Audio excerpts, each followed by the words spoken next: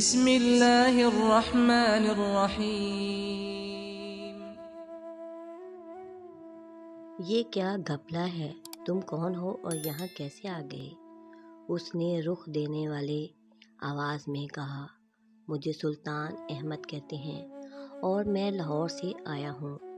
2 وقت سے بھوکا ہوں، اس لیے میں نے روٹی کی طرف ہاتھ بڑھایا تھا، اور نہ میں چور نہیں ہوں۔ بھائی، اس کا یہ لفظ مجھے بہت اچھا لگا۔ وہ مجھے بھائیوں جیسا ہی لگ رہا تھا، اور میرا دل نہ جانے کیوں اس کی طرف کھینچ رہا تھا۔ میں نے اپنے اسٹول کی طرف اشارہ کیا۔ اچھا ادھر بیٹھ جاؤ، تجھے بند کباب کھلاؤں گا مفت۔ فکر نہ کر، اپن بھی دوستوں کے دوست ہیں۔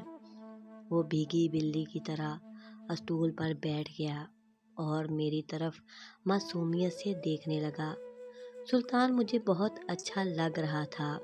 ایسا معلوم ہوتا تھا جیسے آنکھوں کے راستے میرے دل میں اترا چلا جا رہا ہے۔ وہ قیمتی کپڑے پہنے تھا اور بھوک کی کمزوری کے باوجود اس کا چہرہ دمک رہا تھا۔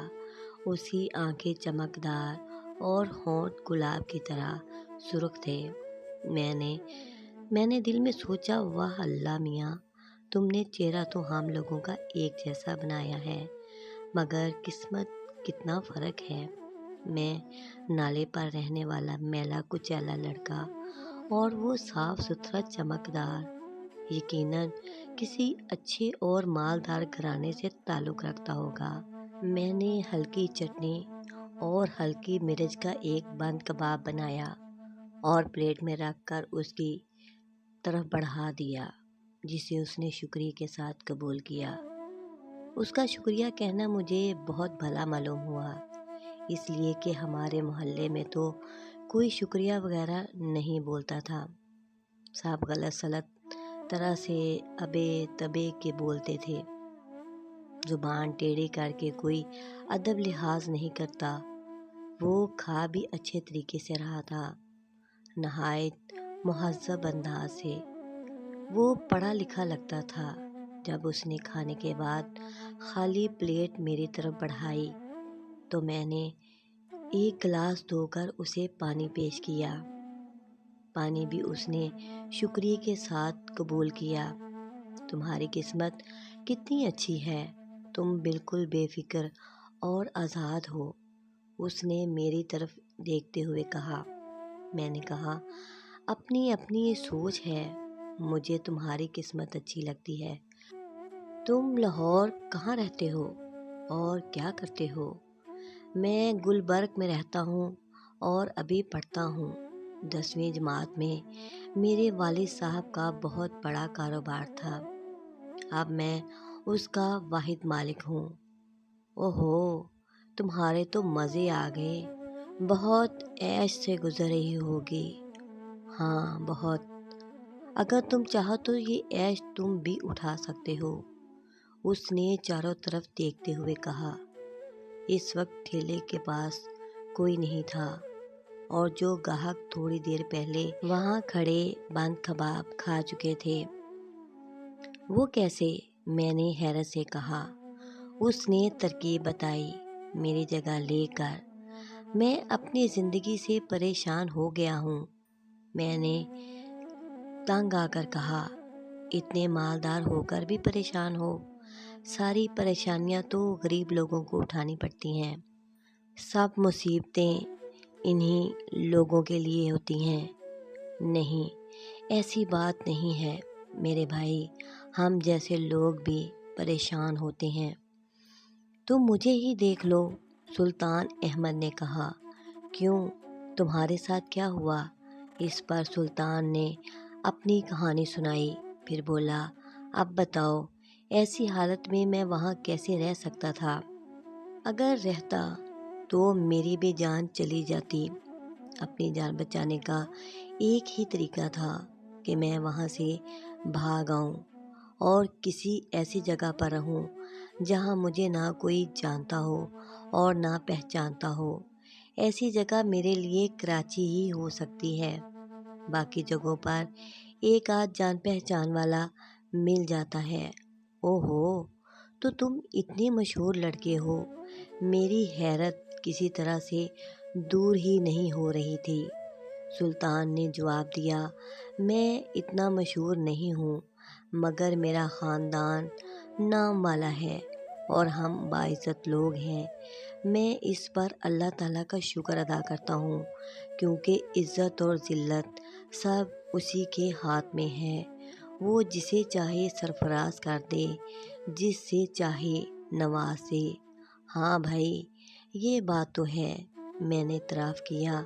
اس کی باتیں مجھے متاثر کر رہی تھیں۔ تو پھر کیا کہتے ہو، میری جگہ لینے پر تیار ہو؟ سلطان نے پوچھا۔ صحیح بات بتاؤں؟ ہاں۔ کیا مجھے ڈر لگتا ہے؟ سلطان کھلکھلا کر ہنسنے لگا۔ دیکھنے میں تو تم بہادر لگتے ہو، مگر تمہارا دل چڑیا جیسا ہے۔ میں نے سینے پر ہاتھ مار کر کہا، اپنا دل بھی بڑا ہے، مگر معلوم نہیں وہاں میرے ساتھ لوگ کیا سلوک کریں۔ تیری جگہ میں بے موت مارا نہ جاؤں۔ میں تو بزدل اور کمزور ہوں، اس لیے بھاگ کر چلا آیا۔ تم تو بہادر ہو بھائی، تم ان لوگوں سے بدلہ لینا اور انہیں سیدھا کر دینا، پھر ہم دونوں مل کر رہیں گے بھائیوں کی طرح۔ میرا کوئی بھائی یا بہن نہیں ہے، میں اس دنیا میں تنہا اور اکیلا ہوں۔ بالکل اکیلے نہیں، ہاں ماں جی ہیں، میں ان کے بارے میں تو تمہیں بتا چکا ہوں۔ اس کے علاوہ رشتے کے بھائی بہن ہیں۔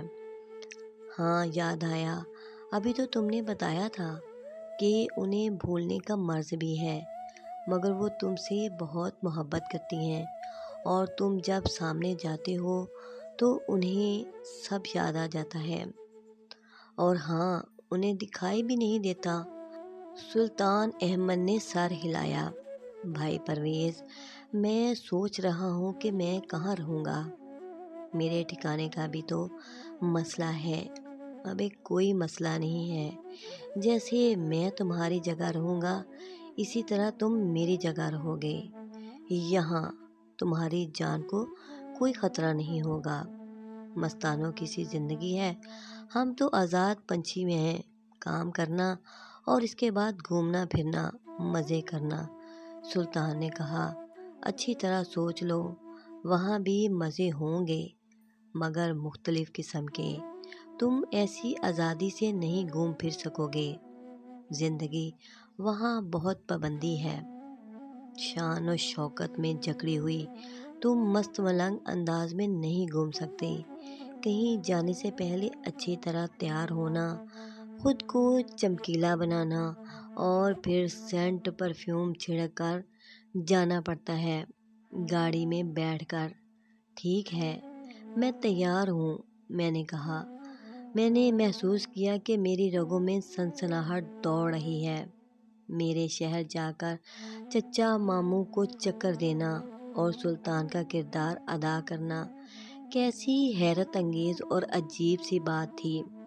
ایسی چیزیں میں نے فلموں میں ہی دیکھی تھیں، مگر یہ حقیقی زندگی کی بات تھی، اور راز کھلنے پر اس میں جان کا خطرہ بھی تھا۔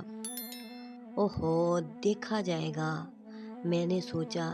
پھر میں نے کرید کر سلطان سے سوالات کیے تاکہ میں کہیں مار نہ کھاؤں۔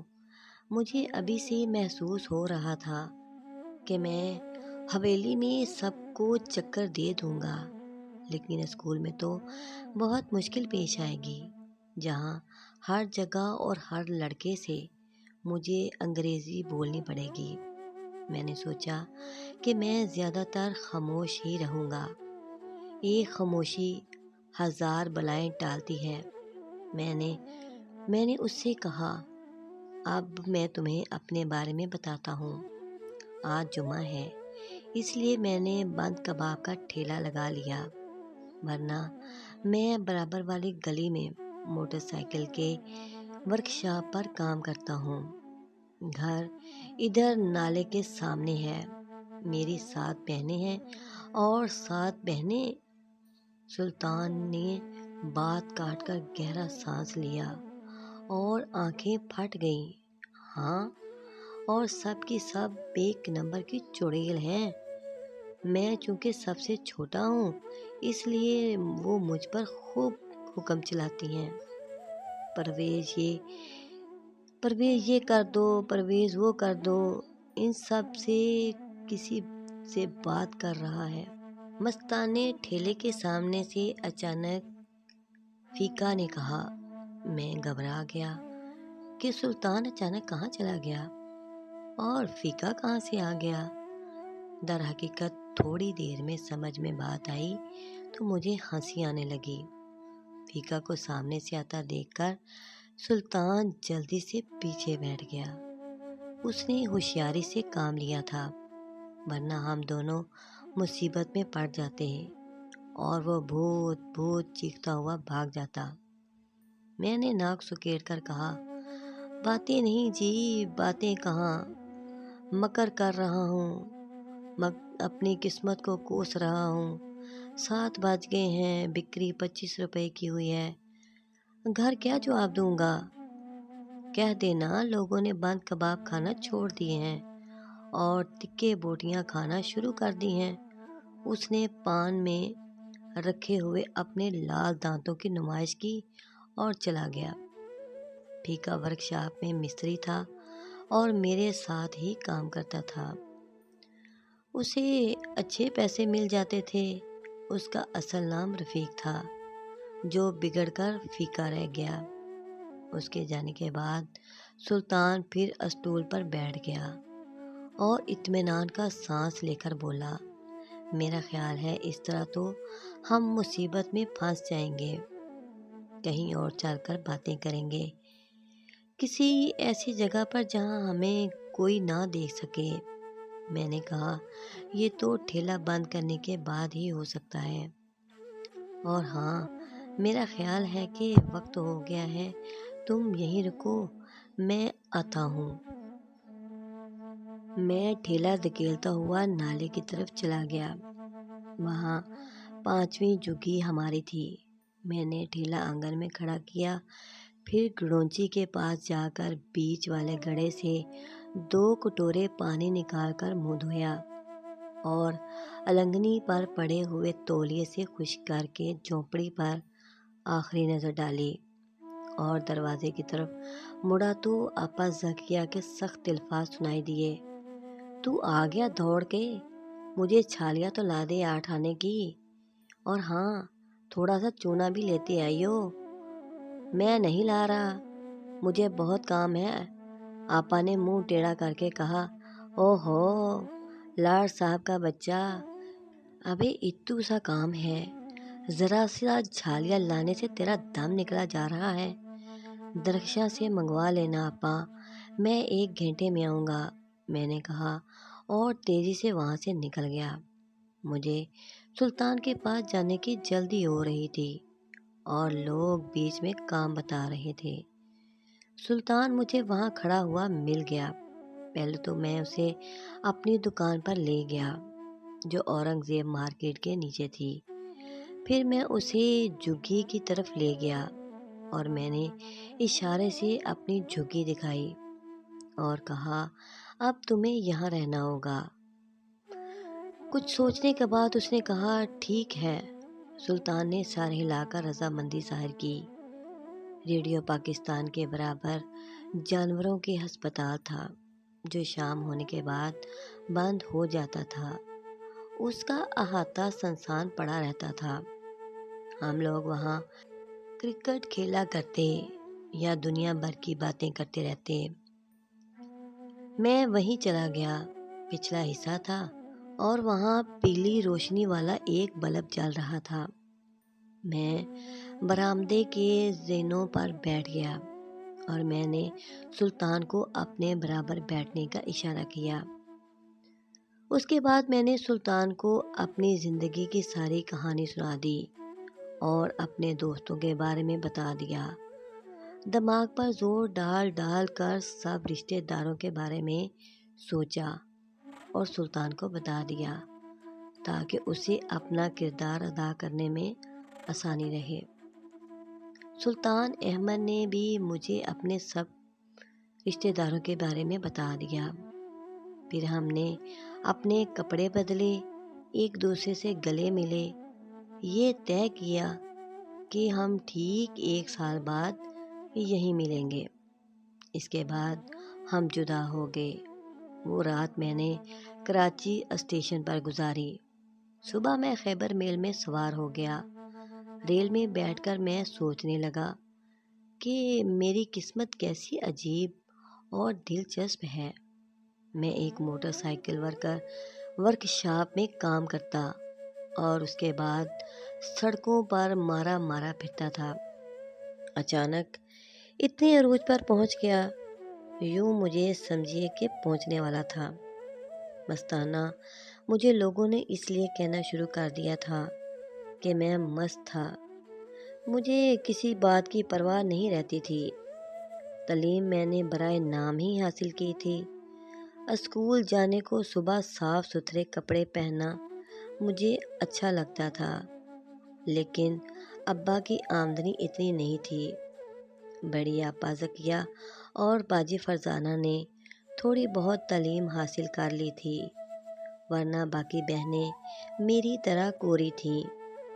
محلے پڑوس کے کچھ آدمی کہتے تھے کہ وقار قریشی میرے اصلی باپ نہیں ہیں اور مجھے سڑک سے اٹھا کر گھر لے آئے ہیں۔ میں نے جب بھی اس بات کو سنا ہنسی مذاق میں ٹال دیا، مگر کبھی کبھی یہ سوچنے لگتا تھا کہ وہ کہیں صحیح نہ کہہ رہی ہوں۔ میں مکینک تھا۔ ایک مکینک کی زندگی ہی کیا ہوتی ہے، دن رات استاد کی جھڑکیاں اور گالیاں سننا، پھر شام کو روکھی سوکھی کھا کر سو رہنا، اگلے دن پھر کام پر پہنچ جانا۔ ابا کہتے تھے کہ جب میں کام سیکھ جاؤں گا تو پھر مجھے دکان کھلوا دیں گے، میں کاؤنٹر پر بیٹھوں گا، رقم وصول کروں گا، بہت سے لوگ میرے نیچے کام کریں گے، پھر ایک یاماہا موٹر سائیکل لے لوں گا، خوب گھوموں گا۔ یہ سوچتے سوچتے معلوم نہیں کب مجھے نیند آ گئی اور میں خواب میں یاماہا چلانے اور کلفٹن کی سیر کرنے لگا۔ صبح منہ ہاتھ دھونے کے بعد میں نے ٹرین میں ناشتہ کیا۔ ناشتہ بہت لذیذ تھا، کڑک چائے اور پراٹھا، مزے ہی آ گئے۔ ویسے تو میں 1 پراٹھا کھاتا ہوں، مگر اس روز 2 کھا گیا۔ دوپہر تک میں سوچتا رہا کہ صاف ستھرے اور مہذب لوگوں میں اٹھوں بیٹھوں گا اور ان لوگوں سے مصافحہ کروں گا تو کیسا لگے گا۔ میری ٹانگیں تو کانپنے لگیں۔ ملتان کا اسٹیشن آنے سے پہلے ڈبے میں بہت سے لوگ اچانک گھس آئے۔ جگہ تو تھی نہیں، اس لیے کچھ تو دھکم پیل کرنے لگے اور چند ایک فرش پر بیٹھ گئے۔ میں کھڑکی کے قریب والی سیٹ پر بیٹھا تھا، جس پر ایک وقت میں ایک ہی آدمی بیٹھ سکتا تھا۔ ایک شائستہ اور معقول سا آدمی جب فرش پر بیٹھ گیا تو مجھے شرم سی آنے لگی۔ بھائی میاں یہاں بیٹھ جاؤ، میں نے کہا۔ اور نہیں بادشاہو، تسی آرام نہ بیٹھے رہو، سانو اگلے اسٹیشن تے اترنا ہے۔ وہ بے پرواہی سے بولا۔ کہاں جا رہے ہو؟ میں نے سوال کیا۔ بس ملتان، اس نے جواب دیا۔ پھر مجھے گھورنے لگا جیسے کچھ یاد کرنے کی کوشش کر رہا ہو۔ کیوں جا رہے ہو؟ میں نے بھویں سکیڑی۔ سفر کیسا رہا؟ تم کراچی گئے تھے نا؟ اس نے پوچھا۔ مجھے حیرت ہوئی کہ وہ کیا کہہ رہا ہے۔ میں کب کراچی گیا تھا؟ میں تو کراچی سے آ رہا تھا۔ میں چند لمحوں خاموش رہا۔ کوئی بات کہہ کر میں اسے شبہ نہیں ڈالنا چاہتا تھا۔ میں تمہاری برابر والی سیٹ پر بیٹھا ہوا تھا، اس نے جیسے مجھے یاد دلانے کی کوشش کی۔ ہاں ہاں۔ پھر میں نے دماغ پر زور ڈالنے کی کوشش کی۔ اس وقت مجھے یاد ہے کہ سلطان نے ملتان پر جیب کٹنے کا واقعہ سنایا تھا۔ ممکن ہے یہ شخص اس بارے میں کچھ جانتا ہو یا اسی نے وہ واردات کی ہو۔ ہاں ہاں، میری جیب کٹ گئی تھی، میں نے کہا۔ جیب نہیں کٹی تھی، بلکہ تم نے پسینہ پونچھنے کے لیے رومال جیب سے نکالا تھا تو تمہارے نوٹ سیٹ پر گر گئے تھے۔ میرے دل میں بے ایمانی آ گئی، اس لیے میں نے وہ رقم اٹھا لی اور ڈبے سے اتر گیا۔ بعد میں نے جسے بھی یہ واقعہ بتایا اس نے لعنت ملامت کی۔ میں جب سے پریشان تھا کہ تمہیں کہاں اور کیسے تلاش کروں۔ شکر ہے کہ تم دوبارہ مل گئے۔ میں نے اندازہ لگا لیا کہ وہ مجھے سلطان احمد سمجھ رہا ہے، جبکہ میں پرویز مستانہ ہوں۔ اچھا، تم مال نکالو۔ اگر تمہیں غلطی کا احساس ہو گیا ہے تو میری رقم واپس کرو۔ غلطی کا احساس ہو جانا بھی اچھی بات ہے۔ اس آدمی نے 900 روپے کے قریب رقم واپس کی۔ میں سوچنے لگا کہ سلطان احمد کا روپ دھارنا میرے حق میں مفید ثابت ہوا۔ شروع ہی میں مجھ پر دولت کی دیوی مہربان ہو گئی۔ کیا اچھے آدمی کا سایہ پڑنے سے بھی قسمت بدل جاتی ہے؟ جیسے جیسے ریل گاڑی لاہور کی طرف بڑھ رہی تھی ویسے ویسے میرے دل کی دھڑکن بھی تیز ہوتی جا رہی تھی۔ مجھے یہ خیال پریشان کر رہا تھا کہ جب میں 3 روز بعد حویلی میں قدم رکھوں گا تو وہاں رہنے والوں کو کیا بتاؤں گا؟ اپنی غیر حاضری کا کیا بہانہ پیش کروں گا؟ میں نے سوچا کوئی ایسی بات نہیں کرنی چاہیے کہ سب لوگ دب کر رہ جائیں اور انہیں سوچنے کا موقع نہ ملے۔ میں نے ذہن پر زور دیا تو ایک ترکیب سمجھ میں آ گئی۔ شام 7 بجے کے قریب جب ریل گاڑی کوٹ لکھپت پہنچی تو سگنل کلیئر نہ ہونے کی وجہ سے کچھ دیر کے لیے رک گئی۔ عموماً ریل گاڑی وہاں نہیں رکتی۔ میں اس موقع کا منتظر تھا، اس لیے فوراً ہی گاڑی سے اتر گیا۔ تھوڑی دیر بعد میں اسٹیشن کی عمارت سے باہر تھا۔ کوٹ لکھپت صنعتی علاقہ ہے، وہاں بہت سی ملیں اور کارخانے ہیں۔ بہت سے کارخانے ایسے بھی ہیں جو ابھی تک تعمیر ہو رہے ہیں۔ اس سے ملا ہوا ٹاؤن شپ کا علاقہ ہے۔ میں مزدوروں کی کالونی کے قریب سے گزر رہا تھا کہ مجھے اپنی عمر کا ایک لڑکا دکھائی دیا۔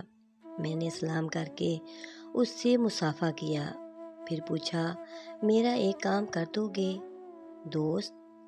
ہاں کہو، میرے گھر فون کر کے کہہ دو کہ سلطان احمد یہاں پڑا ہے۔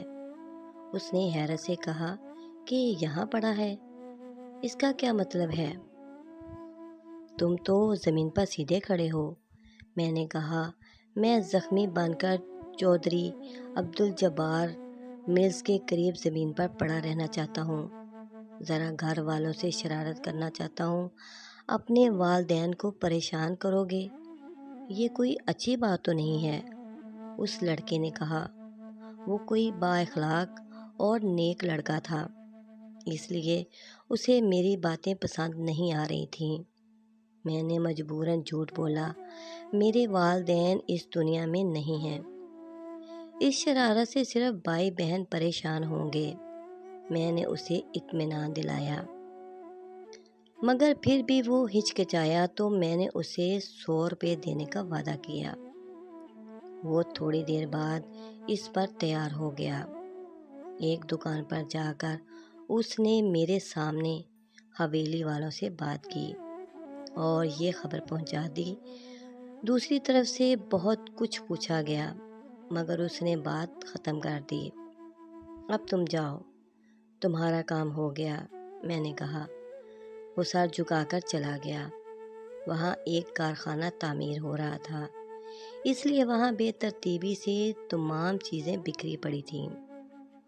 میں نے اس جگہ کا انتخاب اس لیے کیا تھا کہ وہ جگہ سنسان پڑی تھی اور وہاں کوئی نہیں تھا۔ میں نے اپنے ہاتھ اور چہرے پر خراشیں ڈالیں، پھر ہاتھ پاؤں پھیلا کر ایک مشین کے پاس لیٹ گیا اور حلق سے بے تکی آوازیں نکالنے لگا، جیسے مجھے وہاں کسی نے زخمی کر کے ڈال دیا ہو۔ تو کال کے مطابق حویلی والے 1.5 گھنٹے میں آ گئے۔ سلطان، سلطان، سلطان، بابو سلطان، آپ کہاں ہیں؟ کسی نے پوچھا۔ پھر روشنی کا ایک دائرہ رینگتا ہوا مختلف جگہوں پر گیا۔ آہ آہ، میں آواز کے ساتھ کر رہا تھا۔ روشنی کا دائرہ میری طرف گھوما، پھر بہت دیر سے قدموں کی چاپ سنائی دی۔ میں نے جان بوجھ کر آنکھیں بند کر لیں۔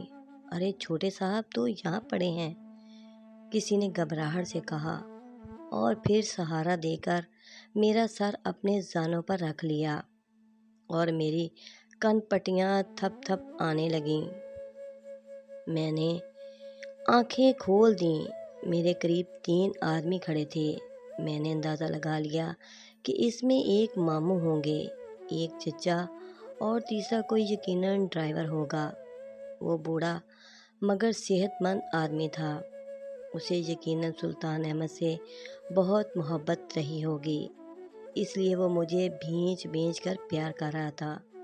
سلطان بابو، سلطان بابو، ہوش میں آ سلطان بابو، مینوں دس تے دے ہویا کیے، آہ، پانی پانی پانی، میں نے دردناک آواز نکالی۔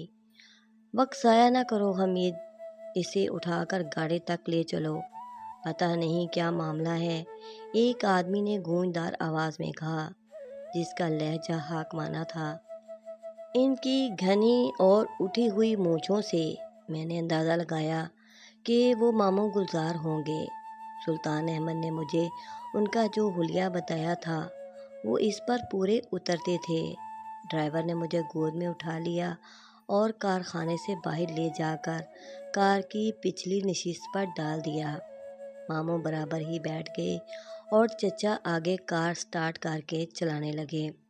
تو ماموں نے مجھ سے سوالات کرنے شروع کر دیے۔ میں نے سوچ سمجھ کر اچھی طرح سے جوابات دیے اور انہیں بتایا کہ مجھے اغوا برائے تاوان والوں نے پکڑ لیا تھا، وہاں سے بڑی مشکل سے جان چھڑا کر بھاگا ہوں۔ معلوم نہیں انہیں میری کہانی پر یقین آیا یا نہیں، وہ ہوں ہاں کر کے رہ گئے۔ پھر چچا نے بہت سے سوالات کیے۔ اس کے بعد ماموں سے کہا کہ اس واقعے کی رپورٹ پولیس میں کرنی چاہیے، لیکن ماموں تیار نہیں ہوئے کہ اس سے خاندان کی بدنامی ہوگی۔ 1.5 گھنٹے بعد رات 10 بجے جب میں نے حویلی میں قدم رکھا تو بہت سے بچوں نے میرا استقبال کیا، پھر اپنے بے تکے سوالات سے میرے ناک میں دم کر دیا۔ ماموں نے منع کر دیا تھا کہ بچوں کو اغوا والی بات نہ بتاؤں، کوئی اور بہانہ کر دوں۔ میں نے الٹے سیدھے بہانے بنا دیے۔ امی کے پاس چلیں بھائی جان، ایک لڑکی نے میرا ہاتھ پکڑ کر گھسیٹا۔ میں نے اس کی طرف دیکھا تو سوچتا رہ گیا کہ وہ میری کون سی بہن ہو سکتی ہے، وہ سب ایک جیسی لگ رہی تھیں۔ سلطان نے مجھے تفصیل سے ان کے نام اور ناک نقشے سے آگاہ کر دیا تھا۔ سب اس وقت ذہن میں گڈ مڈ ہو گیا تھا۔ ریحلہ کی ناک لمبی تھی، فوزیہ کی آنکھیں چھوٹی بڑی تھیں اور صوبیہ کے بال سنہری تھے اور دانت ترچھے۔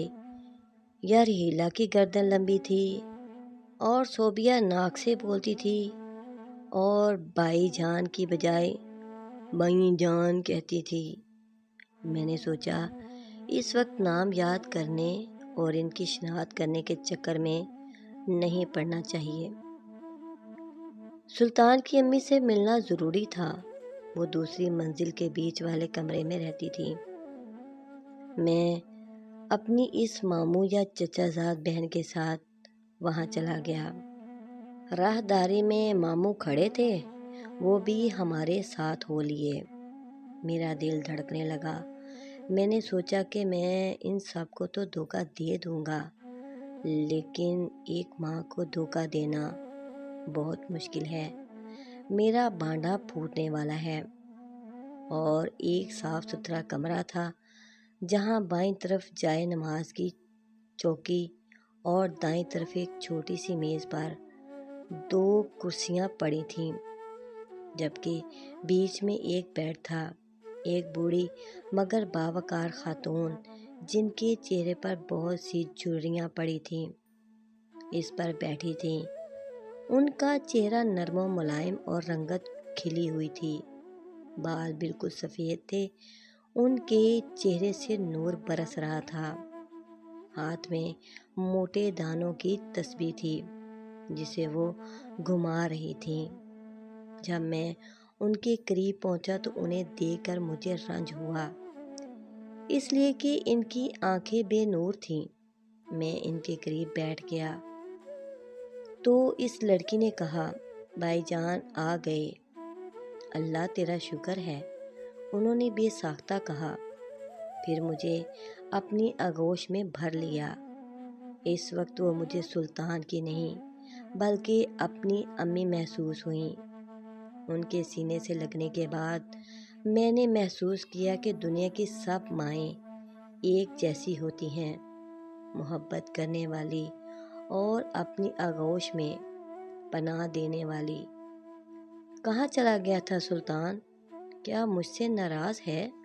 انہوں نے بھری ہوئی آواز میں پوچھا، کہ جس سے پلکیں بھیگ گئیں اور رخساروں پر آنسو پھسلنے لگے۔ میں کہیں نہیں گیا تھا امی، بس ذرا یوں ہی میں نے گول مول بات کرنا چاہی، مگر میرا حلق خشک ہونے لگا۔ وہ لڑکی اور ماموں مطمئن ہو کر چلے گئے۔ میں نے بھی اطمینان کا سانس لیا کہ بات بن گئی۔ سلطان کی امی چونکہ نابینا ہے، اس لیے مجھے اپنا بیٹا سمجھ رہی ہیں۔ کمرے میں سناٹا ہو گیا تو انہوں نے میرا چہرہ اوپر کیا اور پھر اسے انگلیوں سے ٹٹولنے لگی، جیسے اپنی انگلیوں سے اسے پڑھ رہی ہوں۔ ناک، کان، آنکھیں اور ہونٹ سب کچھ تو ویسے ہی ہیں، مگر تو سلطان نہیں ہے۔ سچ سچ بتا دے تو کون ہے، اور میرا بیٹا کہاں ہے؟ وہ بہت دھیمی آواز میں بول رہی تھیں۔ ڈھاب ڈھاب ڈھاب۔ میرا دل اتنی زور آواز سے دھڑک رہا تھا کہ میں اس کی دھڑکن اپنے کانوں سے سننے لگا تھا۔ ابھی جاری ہے۔ باقی کہانی دیکھنے کے لیے پلیز میرے چینل کو سبسکرائب کریں، ویڈیو کو لائک کریں اور گھنٹی کے بٹن کو آل پر پریس کر دیں تاکہ آپ کو آنے والی ویڈیو کی نوٹیفیکیشن ٹائم پر ملتی رہیں۔